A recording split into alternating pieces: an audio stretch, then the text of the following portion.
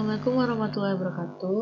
Saya Oktaviana Trisa Putri dari SI 4106 akan menjelaskan jenis-jenis data pada skema database OLTP Human Research.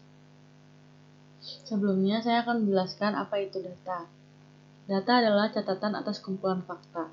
Dalam penggunaan sehari-hari, data berarti suatu pernyataan yang diterima secara apa adanya.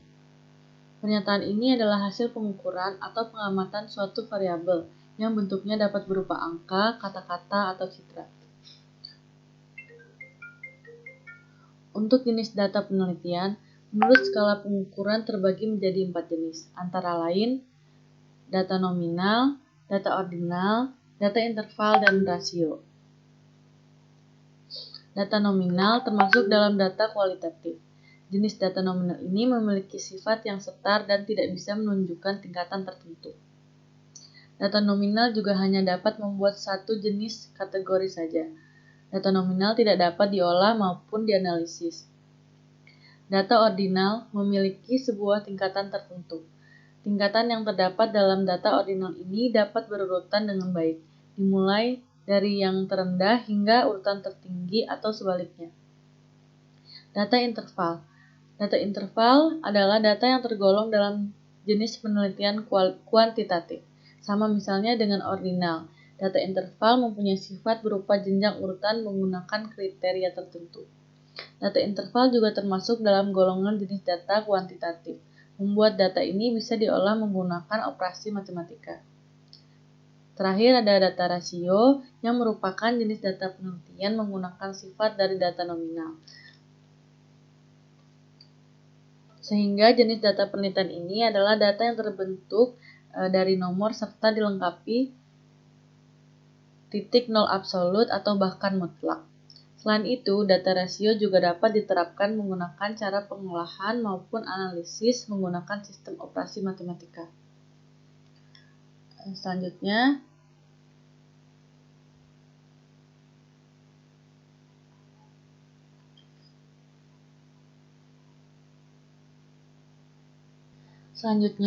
saya akan menjelaskan skema database pada Human Research.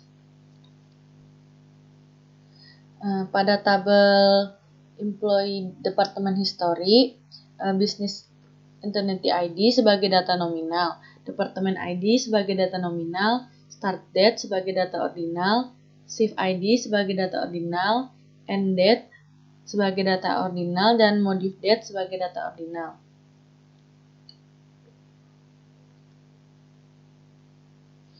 Pada tabel departemen, Departemen ID sebagai data nominal, name sebagai data nominal, group name sebagai data nominal, dan modified date sebagai data ordinal.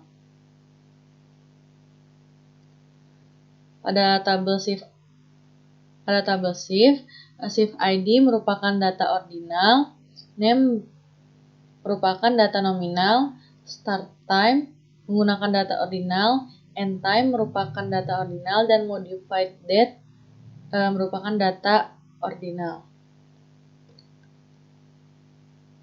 Selanjutnya ada tabel employee, Business Entity ID sebagai data nominal, National ID Number sebagai data nominal, Login ID sebagai data nominal, Shift ID sebagai data ordinal, Job Title sebagai data nominal, Birth Date sebagai data nominal, Marital Status dan Gender juga sebagai data nominal.